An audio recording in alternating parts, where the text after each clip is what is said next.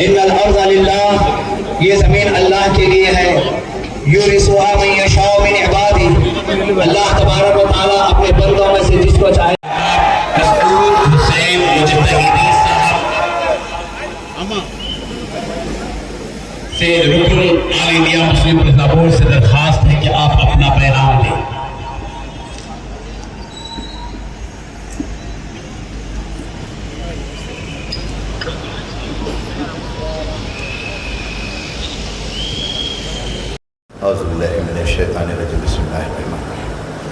अस्सलामु अलैकुम वरहमतुल्लाहि वबरकातुहू।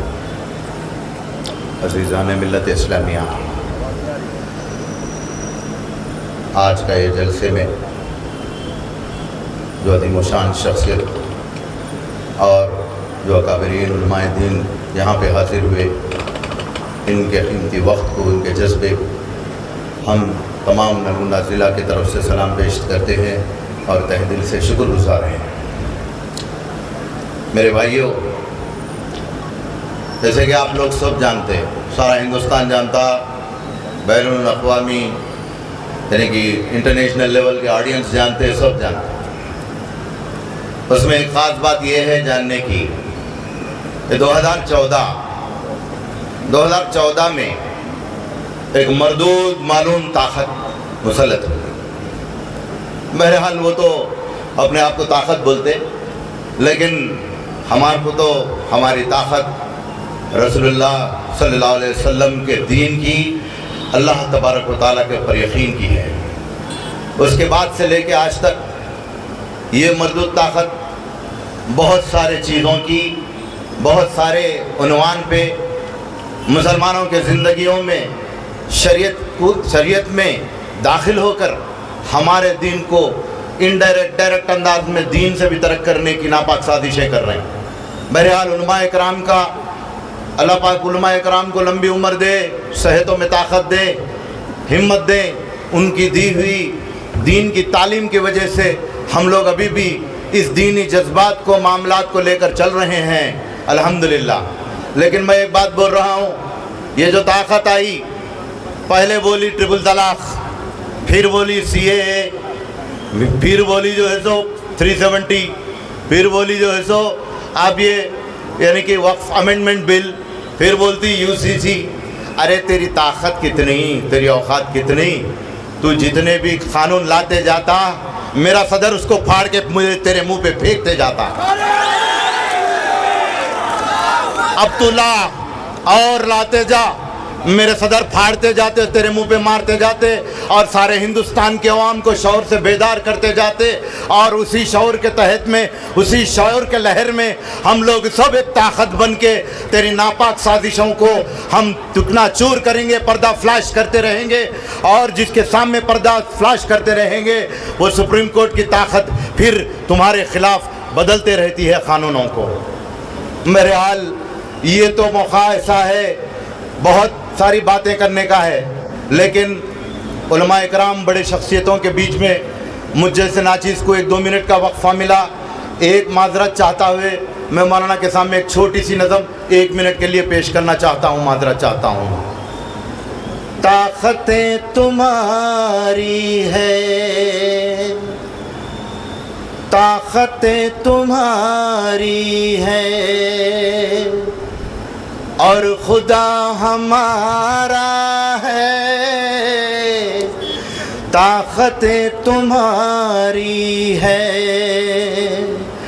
और खुदा तुम हमारा है। अक्स पर न इतराओ, अक्स पर न इतराओ, आईना हमारा है। ताकतें तुम्हारी है। अपनी रहनुमाई पर अब गुरूर मत कीजिए, अपनी रहनुमाई पर अब गुरूर मत कीजिए। आपसे बहुत आगे नक्श पा हमारा है। जज़ाकल्लाहु खैर। अस्सलाम वालेकुम रहमतुल्लाहि व बरकातहू। All India Muslim personal law board की क़ियादत में एहतजाजी जलसे और जुलूस मुनक्कद हो रहे हैं। हम सबको इसको कामयाब बनाना है और इस जलसों के ज़रिए अपनी एहतजाजी आवाज़ को बुलंद करना है। इस्लाम में सबसे अजीज जो तुम्हारी चीज़ है उसको वक्फ करने का, उसको अल्लाह की राह में खर्च करने का हुक्म दिया गया। आप देखते हैं कि इब्राहीम अलैहिस्सलाम को अपने लख्ते जिगर इस्माइल अलैहिस्सलाम से मोहब्बत थी। अल्लाह ने कहा इस्माइल को ज़ुबा कर दो, वो ज़ुबा करने निकल गए, लेकिन अल्लाह ने उनके लिए दुम्बा भिजा दिया। और इमाम हुसैन अलैहिस्सलाम ने अपने सामने अपने शहजादों को शरीयत को बचाने के लिए कुर्बान कर दिया। यही इस्लाम का यही शियार है कि अपने पसंदीदा चीज को अल्लाह की राह में कर दो। तो उसी तरह हजरत उमर रजी अल्लाह तआला अन्हु ने अपनी जमीनों को वक्फ कर दिया। हजरत उस्मान गनी रजी अल्लाह तआला अन्हु ने कुओं को वक्फ किया, जमीनों को वक्फ किया। हजरत अली करमल्लाहु वजहू रजी अल्लाह तआला अन्हु ने आपके मदीने के और यमन के बागात को वक्फ किया। हजरत अबू तलहा अंसारी ने अपने बाग को वक्फ किया।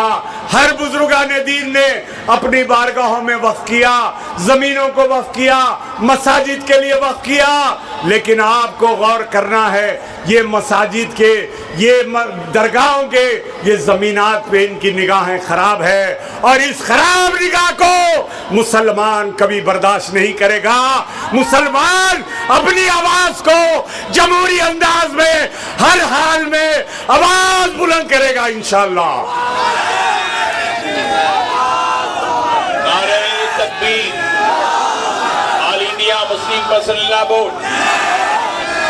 और जहां हुकूमत के खिलाफ में हम आवाज बुलंद कर रहे हैं, इस इज्तिमा के जरिए मैं आवाज दे रहा हूं, वो तमाम लोगों का भी हमें ताक़ुब करना होगा जो मस्जिदों की मलगियों में 100 रुपए देते हैं, दरगाह की जमीन पर मामूली किराया देते हैं। अरे ये वक्त के वो दुश्मन है तो ये भी दुश्मन है, उनके भी खिलाफ में हम आवाज उठाएंगे, उनके खिलाफ में भी आवाज उठाएंगे। मस्जिदों के जमीनों को, मलगियों को जितना बाहर किराया है उतना किराया हमें भी देना होगा। अगर कोई नहीं देता तो उसके खिलाफ में आवाज देना होगा। और यहाँ नलगुंडा से ये मुत्तहिदा आवाज निकाल रहे हैं कि इस आग के खिलाफ में मुसलमान एक हो गए हैं, तो आवाज दो, आवाज दो। नारे तकबीर, नारे रिसालत। లా బోర్డు ఆధ్వర్యంలో ఈరోజు వక్ఫ్ బోర్డుకి వ్యతిరేకంగా నిర్వహిస్తున్న సమావేశానికి అధ్యక్షత వహిస్తున్న బషీర్ మౌలానా గారికి, ఐసరుద్దీన్ గారికి, పెద్దలు ఓవైసీ పార్లమెంట్ సభ్యులు గారికి, వేదిక మీద ఉన్న పెద్దలందరికీ, ఇక్కడికి విచ్చేసిన ముస్లిం సోదరులందరికీ కాంగ్రెస్ పార్టీ తరఫున అందరి నమస్కారం తెలియజేసుకుంటూ, మనం గతంలో ఇదే నల్లగొండ క్లాక్ పర్సెంట్ నుంచి CAA NRC మీటింగ్ కూడా ఇక్కడే మొదలుపెట్టడం జరిగింది. ఆ రోజు భారతదేశం మొత్తం నల్గొండ సైడ్ చూసింది, తెలంగాణ మొత్తం నల్గొండ సైడ్ చూసింది. ఆ ఉద్యమంలో మనందరం ఏకమై మోడీకి బుద్ధి చెప్పి NRC CAA ఏదైతే సాధించుకునో క్యాన్సిల్ చేయించినో అదేవిధంగా ముస్లిం ఈరోజు వ్యతిరేకంగా ప్రవేశపెట్టిన ఒక బోర్డు బిల్లును కూడా వ్యతిరేకించడానికి కాంగ్రెస్ పార్టీ ఎప్పుడు మీ అందరికీ మద్దతు తెలియజేస్తున్నాం. మనకు తెలుసు గతంలో NRC మీటింగ్ ఎంత పెద్ద ఎత్తున కోమటిరెడ్డి వెంకట గారి నాయకత్వంలో బాస్కటాయి దగ్గర ప్రవేశపెట్టి మీటింగ్ పెట్టి మనము గట్టిగా ఇక్కడి నుంచి నిరసన తెలియజేసాం. అదేవిధంగా మైనార్టీ పెద్దలందరూ కూడా నల్లగొండ వైపు చూస్తుంది, తెలంగాణ మొత్తం నల్లగొండ వైపు చూస్తుంది. నల్లగొండలో ఏదైతే స్టార్ట్ అవుతుందో తెలంగాణ మొత్తం భారతదేశానికి కూడా చాటి చెప్పే విధంగా మైనార్టీ సోదరులందరూ కూడా మద్దతు తెలియజేసుకుంటూ, మనకు ముస్లిం లా బోర్డు ఎప్పుడు వచ్చిందంటే 1972లో ఎన్నికలు వచ్చింది. కానీ బీజేపీ 1980లో వచ్చింది. మోడీ ప్రభుత్వం వచ్చి 10 ఏళ్ళు అవుతుంది. కానీ ఇదే వక్ఫ్ బోర్డు చట్టం 12వ శతాబ్దంలో ఉంది. 12వ శతాబ్దం అంటే 1200 సంవత్సరం కింద ఉంది. అలాగే బ్రిటిష్ ప్రభుత్వంలో కూడా 1903వ సంవత్సరం కూడా వక్ఫ్ బోర్డు ఉంది. అలాగే కాంగ్రెస్ పార్టీ ప్రభుత్వం వచ్చిన తర్వాత మన్మోహన్ సింగ్ గారు 2013లో ఈ బోర్డు చట్టాన్ని ఏ విధంగా చేయాలనేది ఎన్డీఏ మనం యూపీఎఫ్ గవర్నమెంట్లో చూసాం. అలాగే బోర్డు చట్టం తీసుకొచ్చి ఈరోజు మోడీ ప్రభుత్వం ఏం చేస్తుంటే గతంలో 9 లక్షల నుంచి 10 లక్షల ఎకరాల భూమిని ప్రభుత్వం స్వాధీనం చేసుకుంటుంది, కానీ అదే ఎండోమెంట్కు ఉన్న భూమిని మాత్రం తీసుకోదంట. ఎండోమెంట్కి ఒక రూలు, వక్ఫ్ బోర్డుకి ఒక రూల్ చేస్తాడు. అంటే హిందువులకు ఒక రూలు, ముస్లింలకు ఒక రూల్ అంటారు, క్రిస్టియన్కి ఒక రూల్ అంటారు. నేను ఒకటే చెప్తున్నా కాంగ్రెస్ పార్టీ పక్షాన, ఈ భారతదేశంలో ఉన్నటువంటి వారు అందరూ ప్రజాస్వామ్యం ఉన్న దేశం. మనం ప్రజాస్వామ్యంలో అన్ని కులాలు ఉంటాయి, అన్ని మతాలు ఉంటాయి, అన్ని వర్గాలు ఉంటాయి. కానీ మోడీ వచ్చిన తర్వాత ఒకటే ఉండాలని చూస్తుండు, అది తప్పు అని చెప్తున్నా. ఆ రోజు బ్రిటిష్ గురించి పోరాటం చేసినాం, మళ్ళీ మోడీ ప్రభుత్వం దీపోతుంది కూడా అందరికి కలిసికట్టుగా మనందరం ముందుకు పోవాల్సిన సందర్భంగా తెలియజేస్తున్నా. వక్ఫ్ బోర్డు చట్టం ఉండాల్సిందే. ముస్లింలకు ఏదైతే ఆ రోజు అల్లాహకు ఏదైతే ఈ గిఫ్ట్గా ఇచ్చిన భూములు ఉన్నాయో ఆ భూములకు వచ్చిన ఇన్కమ్ ఏదైతే ఉందో అది అందరికి చెందే విధంగా, ముస్లింలకే చెందే విధంగా ఉండాలి తప్ప ఎప్పుడు కూడా ఏ చట్టాన్ని కూడా మనం గతంలో ఉన్న చట్టాలను ఎప్పుడు కూడా వక్రీకరణ చూడదు. ముస్లింలు కూడా భారతదేశంలో ఒక భాగమే.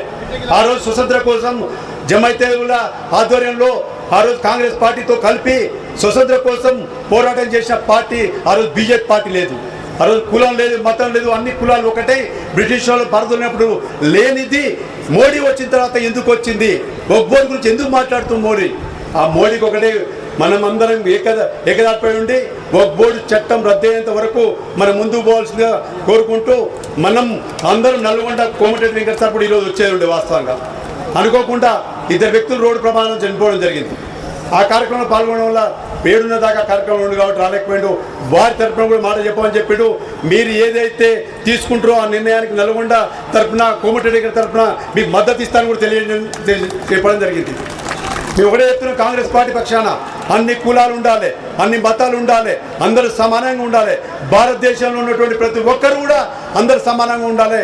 కానీ మోడీ వచ్చిన తర్వాత హిందువులకు ఒకటి, ముస్లింలకు ఒకటి, క్రిస్టియన్కి ఒకటి విభజించి పాలించి దీన్ని ఏదో విధంగా ముస్లిం పర్సనల్ లా బోర్డు ద్వారా మనందరం ఏకమై కాంగ్రెస్ పార్టీ మీకు తెలుసు, రాహుల్ గాంధీ గారు, అలాగే రాహుల్ గాంధీ గారు, మల్లికార్జున గారు లోక్సభలో కానీ రాజ్యసభలో కానీ మద్దతు తెలియజేశారు. फ़क़ीहुल असर मौलाना खालिद सैफुल्लाह साहब दावत बरकातुहुम व अम्मत फयूज़ुहुम सदर आल इंडिया बोर्ड, इसके अलावा डैस पर मौजूद अमायदीन शहर, उलमाए कराम, मुअज़्ज़ज़ मेहमान, हमारे शहर के आलिम दीन हज़रत मौलाना सैयद एहसानुद्दीन साहब दावत बरकातुहुम। इस वक्त में मुझे बड़े बड़े हजरात जो हमारी हकीक दावत पर तशरीफ़ लाए, मैं उनका बेहद दिल से शुक्रिया अदा करता हूँ। और अहले नलगुंडा आज बहुत ही खुश नसीब हैं कि एक प्लेटफार्म पर मुख्तलिफ मसालिक के और मुख्तलिफ जमातों के बड़े बड़े नामवर उलमा, दानिशवरान मिल्लत और कायदीन मौजूद है। अल्लाह तबारक व तआला इस काफ़िले को सलामत रखे और इस काफ़िले के कायदे मोहतरम, इस वक्त जो इजलास का उन्वान है वक्फ तरमीम बिल के सिलसिले में, और हमारे बहुत से बुज़ुर्गों ने, उलमा ने, कायदीन ने आप हजरात के सामने अलग अलग गोशों से इसकी तफसीलात बयान फरमाई। और फिर हमारे दरमियान हिंदुस्तान की एक नामवर शख्सियत जिनका नामी सुनने से बहुत से लोग कब आ जाते हैं, मेरी मुराद जनाब अलहाज असदुद्दीन ओवैसी दावत बरकातुहुम, पार्लियामेंट की MP, वो हमारे दरमियान तशरीफ़ फरमा है, जिनको शेर दक्कन भी कहा जाता है। और हिंदुस्तान के लिए सबसे बड़े मुसलमानों के लिए इनके ज़रिए से हम सब की शान भी बाकी है। अल्लाह तबारक व तआला इनके खिदमत को कबूल फरमाए और इनकी भरपूर हिफाजत फरमाए हर तरह के दुश्मनों के नज़र से, और हर तरह के वापस लड़ा हो उसका इख्तियार भी उसको नहीं है। इतना अहम कानून है, लेकिन मौजूदा हुकूमत जो अपनी निगाहों के अंदर मुसलमानों को वक्तन फ़वक्तन तकलीफ़ पहुंचाना चाहती है और उनको अज़ियत देना चाहती है, उनके लिए आसान तरीक़ा है कि मौजूदा हुकूमत और उनके हवारी کبھی قرآن کے نام پہ، کبھی شریعت کے نام پہ، پردے کے نام سے وہ مسلمانوں کو تکلیف پہنچانا چاہتے ہیں۔ لیکن یاد رکھیں، ہم یہاں سے ڈیر سے آواز پہنچانا چاہتے ہیں ایوان پارلیمنٹ تک کہ آپ کی جتنی کوششیں اور تدبیریں مسلمانوں کے خلاف ہوں گی، انشاءاللہ وہ ہر تدبیر کے اندر تم ناکام رہیں گے اور اللہ کا قانون، اللہ کی شریعت باقی رہے گی۔ اللہ نے صاف فرمایا وَمَكَرُوا وَمَكَرَ اللَّهُ، جو لوگ شریعت میں اور دین میں اور قانون کے اندر مداخلت کرتے ہیں اللہ اور اللہ کے رسول کے، تو اللہ کہتے ہیں ہم بھی اس کے مکر کا جواب دیں گے۔ انتظار کرنا ہے۔ اللہ نے فرمایا کہ فَانْتَظِرُوا إِنَّا مُنْتَظِرُونَ، کہ اے دشمنان اسلام جو مسلمانوں کو اور شریعت کو اور قانون کو بدلنا چاہتے ہو، تم انتظار کرو، اللہ کا فیصلہ آنے والا ہے، اور پھر اس کے ذریعے سے اللہ اپنی حقانیت کا اور مسلمانوں کے غلبے کا اعلان کریں گے۔ محترم بزرگوں، دوستوں، ہم سب کو اس موقع پر متحد ہو کر ہمارے بڑوں کی آواز پر لبیک کرنا ہے، اور میں تمام شہر کے اور اضلاع کے تمام تعلقات سے جتنے بھائی کثیر تعداد میں آئے، میں اپنی طرف سے اور ہمارے علماء اکرام کی طرف سے، ذمہ داروں کی طرف سے، دانشوران ملت کی طرف سے، شہر کے معززین کا بھی شکریہ۔ ہمارے بزرگوں نے اپنا خون پسینہ اس چمن کو خوشگوار بنانے کے لیے اس میں اپنا سب کچھ قربان کیا۔ یہ قانون جو بنایا گیا ہے وقف ترمیمی قانون، ہم ہمارے ہندو بھائیوں کو، سکھ بھائیوں کو، بودھ بھائیوں کو بتانا چاہ رہے ہیں، آپ کے دھرم کے بورڈوں میں آپ ہی کے مذہب کا آدمی ممبر بن سکتا ہے۔ تلنگانہ کے انڈومنٹ بورڈ میں صرف ہندو دھرم کے لوگ ہی ممبر بن سکتے ہیں۔ سکھ گردوارہ پربندھک کمیٹی میں صرف سکھ ہی لوگ ممبر بن سکتے ہیں۔ بھارت کے مسلمان یہ کہنا چاہ رہے ہیں کہ جب آپ کے دھرم کے بورڈ میں آپ کے مذہب کے ماننے والے ہی ممبر بن سکتے ہیں، تو مسلمانوں کے دھرم کے بورڈ میں آپ کیسے دو غیر مسلم کو ممبر بنانا چاہیں گے؟ ہم یہی کہہ رہے ہیں کہ آپ کے دھرم کے بورڈ میں لیمیٹیشن کا قانون لاگو نہیں ہوتا ہے۔ لیمیٹیشن کے قانون کا مطلب یہ ہے کہ اگر نلگونڈے میں کسی انڈومنٹ کی یا مندر کی یا مورتی کی جائیداد پر اگر کوئی قبضہ کر کے 25 سال سے بھی بیٹھا ہے تب بھی وہ مالک نہیں بنتا۔ مودی یہ کہہ رہے ہیں کہ اگر مسلمانوں کی وقف کی جائیداد پر کوئی قابض ہوتا ہے، اس کو صرف 12 سال دکھانا پڑے گا کہ وہ قابض ہے تو میں اس کو مالک بنا دوں گا۔ بتائیے آپ کون سا انصاف ہے یہ؟ آپ بتائیے کیسا قانون ہے یہ کہ ہمارے ملک میں آدیواسی لوگ رہتے ہیں اور آدیواسی لوگ مسلمان بھی ہو سکتے ہیں۔ پارلیمنٹ میں کانگریس پارٹی سے لکشدیپ سے ایک مسلم ایم پی ہے، حمداللہ سعید ان کا نام ہے، مسلمان ہیں، آدیواسی ہیں، ٹرائبل ہیں۔ ان کے والد 9 مرتبہ کے ایم پی تھے کانگریس پارٹی سے، راجیہ سبھا کے، لوک سبھا کے ڈپٹی سپیکر بھی تھے۔ آپ نے قانون بنا دیا کہ شیڈول 5 شیڈول 6 میں کوئی وقف کی پراپرٹی نہیں دی جا سکتی ہے، تو وہ جو آدیواسی مسلمان ہے کیا وہ اپنی جائیداد کو وقف نہیں کر سکے گا؟ کیا یہ ہمارے بھارت کی آئین کے آرٹیکل 14 کے خلاف نہیں ہے، آرٹیکل 15 کے خلاف نہیں ہے، آرٹیکل 26 کے خلاف نہیں ہے، آرٹیکل 29 کے خلاف نہیں ہے؟ اس طرح کا قانون بنا دیا گیا۔ اتر پردیش میں، ہریانہ میں، پنجاب میں وقف ایویکیو پراپرٹیز ہے۔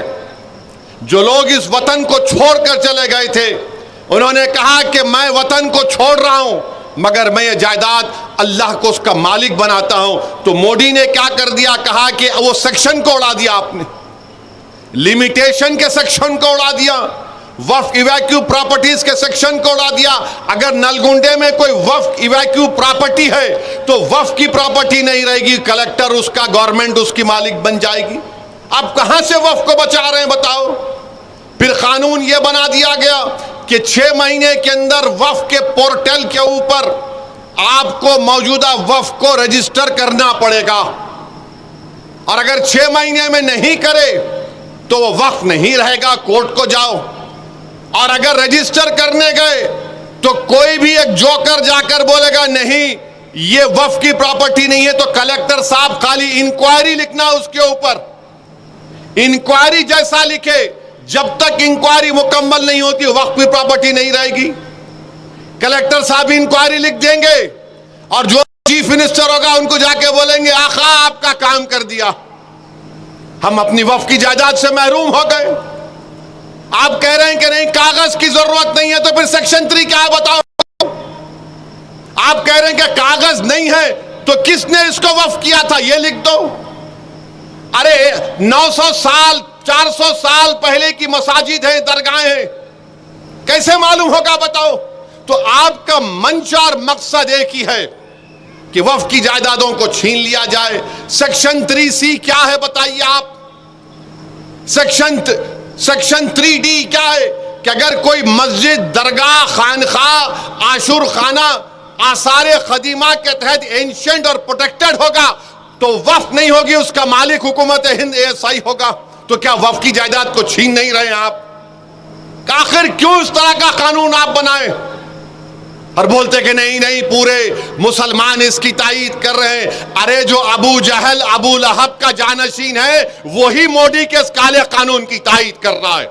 جو محمد مصطفیٰ صلی اللہ علیہ وسلم کا غلام ہے وہ آج بھی کہے گا، کل بھی کہے گا، صبح قیامت کا کہے گا یہ قانون کالا ہے، جس چیز کا مالک اللہ ہے تم اس کو ہم سے چھیننا چاہتے ہو، ہم اس کو مسترد کرتے ہیں۔ تو میرے عزیز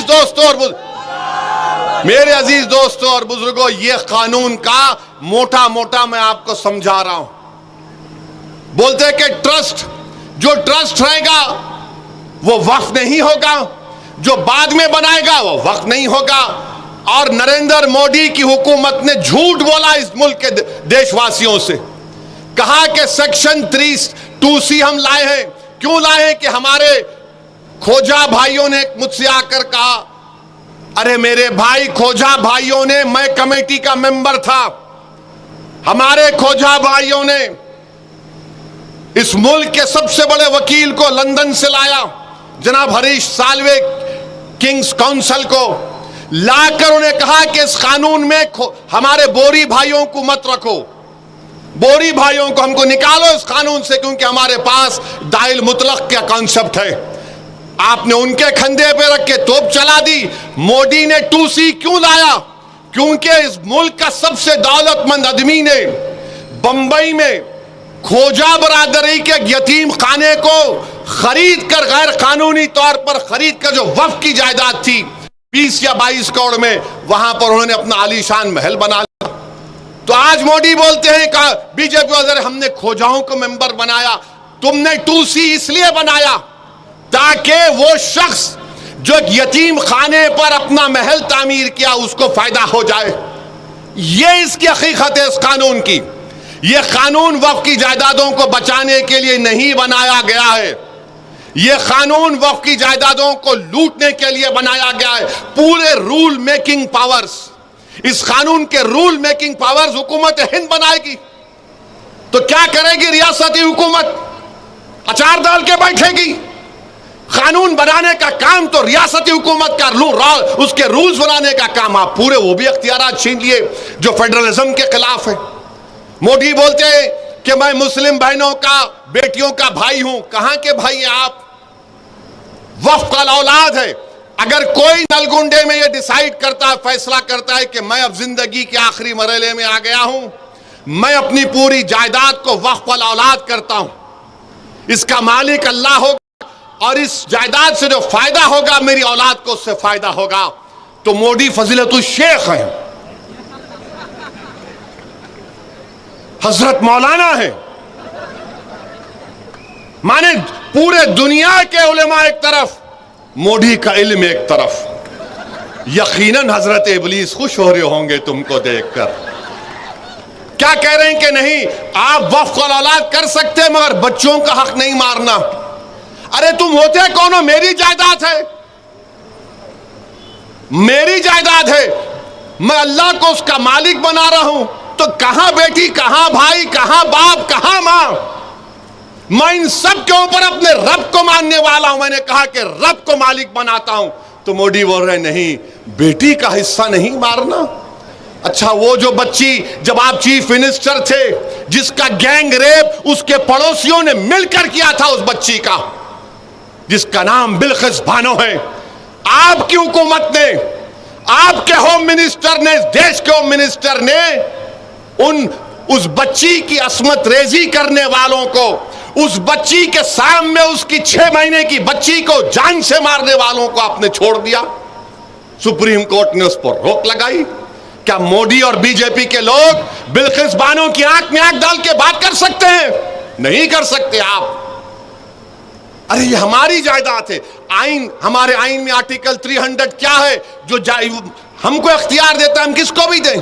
ہمارے ہندو بھائی جانتے ہیں اگر ہمارے ہندو بھائیوں کے پاس سیلف ایکوائرڈ پراپرٹی ہوگی تو وہ اپنی کسی بھی، اگر 2 اولاد ہے تو ایک کو پوری جائیداد دے سکتے، یا ان کو بھی نہیں دے کے محلے میں کسی کو دے سکتے ول پاور کے ذریعے. تو ول پاور آپ کے پاس، اور ہم اپنی جائیداد کو اللہ کو مالک نہیں بنا سکتے.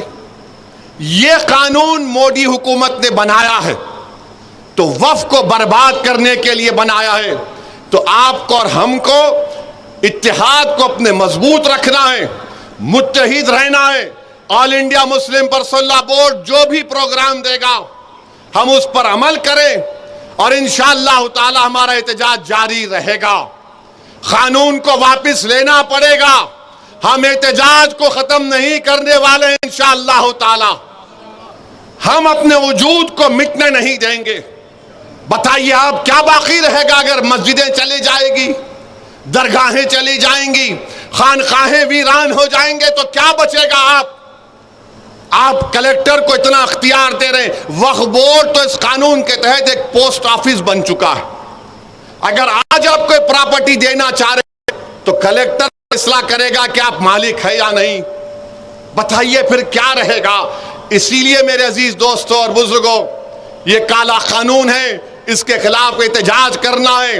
اور پھر آپ جانتے ہیں کہ بی جے پی کی سرکار اتراکھنڈ میں یونیفارم سول کوڈ کا ایک بل لائے ہیں، قانون بنا دیے وہاں پہ. اچھا یہ کیسا قانون ہے؟ آپ قانون اتراکھنڈ میں کیا لے کر آئے؟ اس میں آپ نے ایک ایکسپشن دے دیا. کیا ایکسپشن دیا آپ نے؟ کہ ہندو انڈیوائیڈڈ فیملی پر یہ قانون لاگو نہیں ہوگا، آدیواسیوں پر یہ قانون لاگو نہیں ہوگا. کیوں نہیں ہوگا بھائی؟ کیسے نہیں ہوگا بتاؤ؟ ہندو انڈیوائیڈڈ فیملی پہ قانون لاگو نہیں ہوگا؟ ارے کیا کوئی ہندو اپنی شادی مسلمانوں کے طریقے سے کر سکتا ہے؟ نہیں کر سکتا. کیا ایک مسلمان ہمارے کو ہندو بھائی بہنوں کے طریقے سے شادی کر سکتا ہے؟ نہیں کر سکتا ہے. آپ کا قانون کے تحت آپ اپنی زندگی اور اپنی شادی اور اپنی موت کے طریقوں کو اپنائیں گے، اپنی جائیداد کے بٹوارے کو طریقہ اپنائیں گے. میں اپنے طریقے سے مسلمان ہوں، مگر مودی بولتے نہیں. پھر آپ ایکسپشن دیتے ہیں اس میں کہ ہندو انڈیوائیڈڈ فیملی پر اتراکھنڈ میں. آپ بتائیے اگر میں طلاق دینا چاہ رہا ہوں تو میں اپنے طریقے سے دوں گا. مودی بول رہے نہیں، طلاق اس طریقے سے دینا جیسا میں بتا رہا ہوں. ارے بھائی یہ تو بتاؤ بھابھی کہاں ہے پھر؟ میں ان کو نہیں بول رہا ہوں، میں بول رہا ہوں آپ کو. میں آج تقریر کے آخر میں بولوں گا بھابھی کا مطلب کیا، ابھی نہیں. مولانا بیٹھے ہوئے ہیں. اتراکھنڈ کا یو سی سی دفعہ 25 کی خلاف ورزی کرتا ہے. کیا کوئی ہماری شادی ہمارے مذہب سے الگ ہے کیا؟ بتاؤ آپ. اچھا کوئی مذہب کے مطابق نہیں کرنا چاہ رہا، جاؤ اسپیشل میرج ایکٹ ہے، اسپیشل میرج ایکٹ ہے. جائیداد آپ اسلامی طریقے سے نہیں دینا چاہ رہے، انڈین سکسیشن ایکٹ ہے، جاؤ. ایڈاپشن کرنا چاہ رہے آپ جاؤ، ایڈاپشن ایکٹ ہے، یہ سیکولر ایکٹ ہے، اس کو استعمال کرو نا. یو سی سی تو اس ملک میں 3 قانون ہیں، مگر نہیں آپ اس کو چینج کرنا چاہتے ہیں. تو اتراکھنڈ کا یو سی سی آرٹیکل 25 کے کھلی خلاف ورزی کرتا ہے. اچھا آرٹیکل 25 کیا بولتا ہے؟ ہر ایک کو ضمیر کی آزادی ہے، ضمیر کی آزادی. کوئی بولے گا کہ نہیں میں شادی نہیں کر کے ہم बालिग हैं हम, औरत और मर्द हैं, हमारा ज़मीर हमको कहता है हम शादी नहीं करेंगे, कानून इजाज़त देता है। मेरा ज़मीर ये बोलता है कि तुम किसी गैर महरम को हाथ भी नहीं लगा सकते जब तक तुम निकाह नहीं करते, ये हमारा ज़मीर है। तब ज़मीर का एक हो सकता है किसी का, बताइए आप? नहीं हो सकता है। तो ये उन्होंने ये कर दिया। आर्टिकल 14 का वायलेशन है कि सिर्फ अनडिवाइडेड हिंदू फैमिली पर और आदिवासियों पर लागू नहीं होगा। तो मेरे अजीज दोस्तों और बुजुर्गों, इसी उत्तराखंड में 170 मदरसों को सील कर दिया गया। क्यों सील किया गया? कि उनके पास रजिस्ट्रेशन नहीं है। और आपको जानकर तकलीफ होगी कि मदरसों को एस्टैब्लिश करना आइन के दफा 30 के तहत right to establish and administer की बात करता है। फिर उत्तर प्रदेश में 350 मजहबी मुकामात को, जिसमें मदरसे हैं, मस्जिदें हैं, मजार, ईदगाहें, उनकी निशानदेही कर दी गई और सीलिंग कर दिया गया या फिर उसको डेमोलिशन कर दिया जाएगा। मई 10 और 11 को 104 मदरसों को, एक मस्जिद को, ईदगाहों को ये कहे कर तोड़ दिया गया कि ये पब्लिक और किसी की जाती जमीन पर श्रावस्ती में बनाई गई है। तो मेरे अजीज दोस्तों और बुजुर्गों, ये हालात हैं।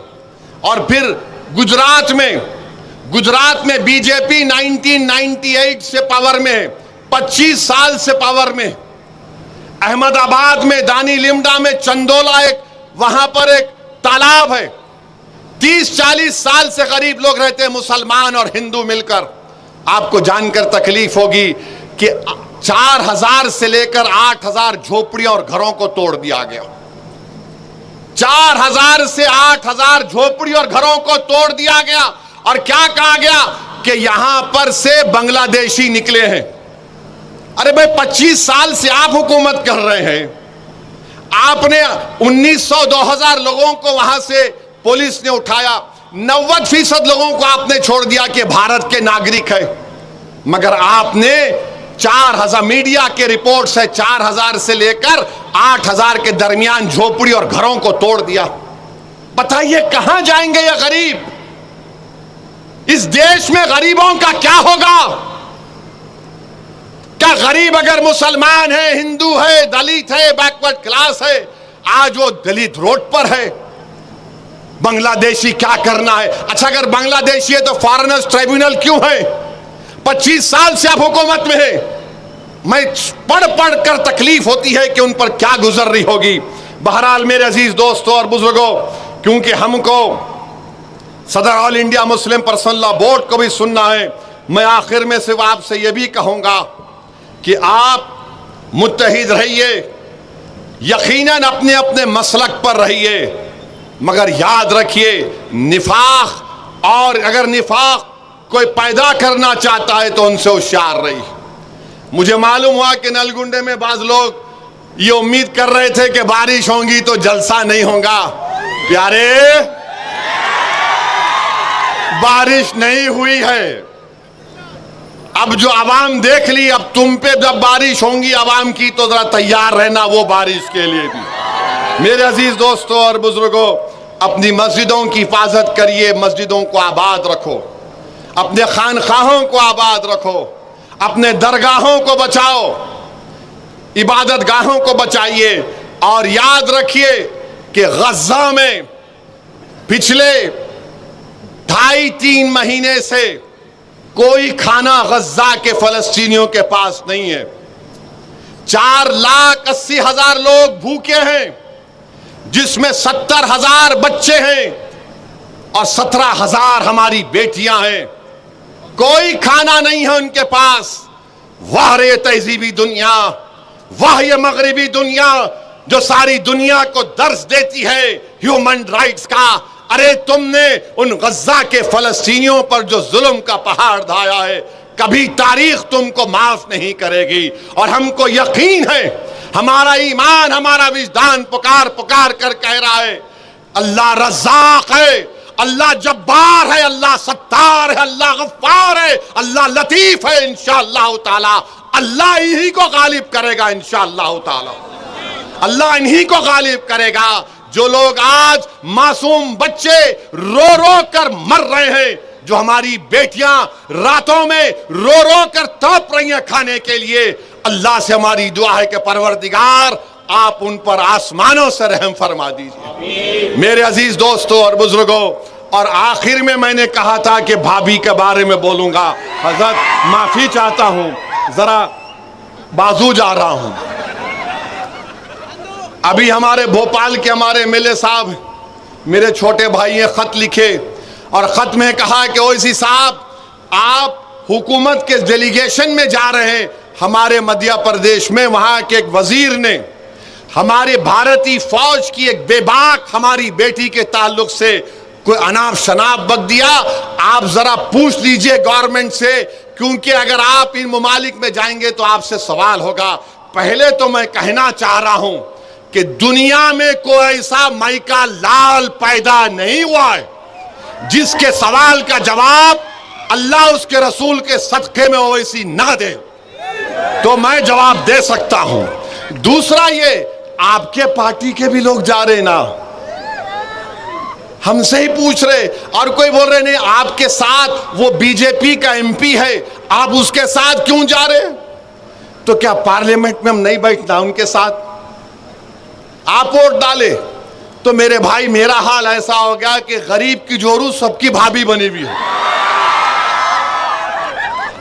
اب بولتے نا غریب کی جورو سب کی بھابھی، ایسا لگتا ہے ان کو، بولو ارے کہ میں ہوں، دکھ گیا تمہارے کو، پورے ہیں نا اس میں، مگر الحمدللہ ان کو اس لیے بولتے کہ ان کو معلوم کہ ہاں یہ بے باک طریقے سے بولتا ہے، دل سے مانتے ہیں مگر زبان سے اقرار نہیں کرتے، الگ بات ہے۔ دل سے مانتے ہیں کہ ہاں یہ بے باک طریقے سے بول رہا ہے۔ بہرحال ہم حکومت سے مطالبہ کرتے کہ آپ کو اس کالے قانون کو واپس لینا ہے، اور 25 تاریخ کے دن آپ کو کیا ہے انسانی زنجیر، ہیومن چین، ایسا پکڑ کے ٹھہرنا، کٹ، ایسا ٹائٹ پکڑ کے پورے ٹھہر جانا، بزرگ بڑے بچے۔ اگر گھر میں ہماری بیٹی بھابھی بولی ہاں بولتا ان کو بھی لا لینا، چھوڑنا نہیں دوسروں کی طرح، نہ دوسرے کر دیے مگر آپ نہیں کرنا۔ یہ وفد کا معاملہ ہے، متحدہ طور پر اپنے اس احتجاج میں شامل ہوئیے اور اس کو کامیاب کریے۔ وآخر دعوانا الحمدللہ رب العالمین۔ ماشاءاللہ، جزاک اللہ خیر۔ آپ تمام سکون سے بیٹھیں۔ بہت ہی اہم ترین خطاب ہونے کو ہے جس کا ہم سب کو شدید انتظار ہے۔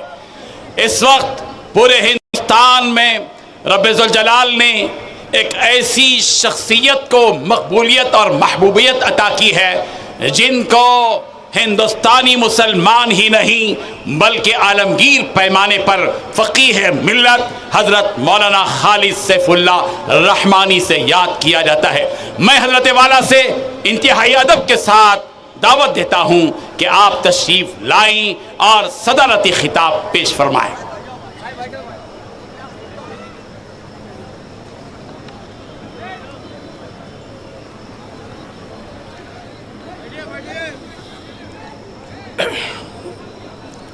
بھائی آپ حضرات سے درخواست ہے چند منٹ اور آپ لوگ تشریف رکھیے، بیٹھیے۔ بسم اللہ الرحمن الرحیم، الحمدللہ رب العالمین، والصلاة والسلام علی سید الانبیاء والمرسلین وعلی آلہ وصحبہ اجمعین ومن تبعہم بإحسان الی یوم الدین۔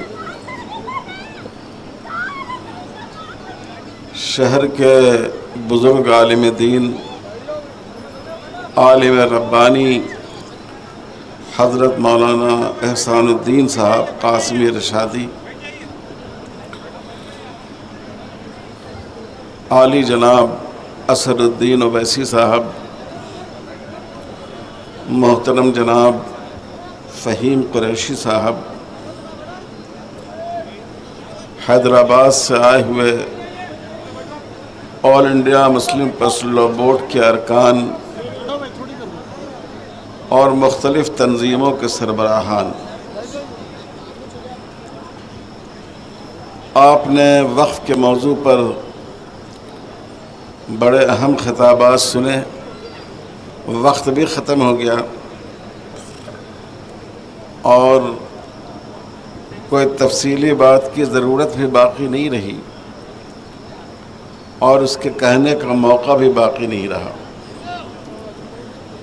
لیکن میں صرف ایک بات عرض کرنا چاہتا ہوں۔ میں چاہتا ہوں کہ آپ کو رسول اللہ صلی اللہ علیہ وسلم کے رفیق غار، پہلے خلیفہ راشد سیدنا حضرت ابوبکر صدیق رضی اللہ تعالی عنہ کا پیغام آپ کو سناؤں۔ اگر آج حضرت ابوبکر موجود ہوتے کہتے، اور آج روح آپ سے کیا کہہ رہی ہوگی؟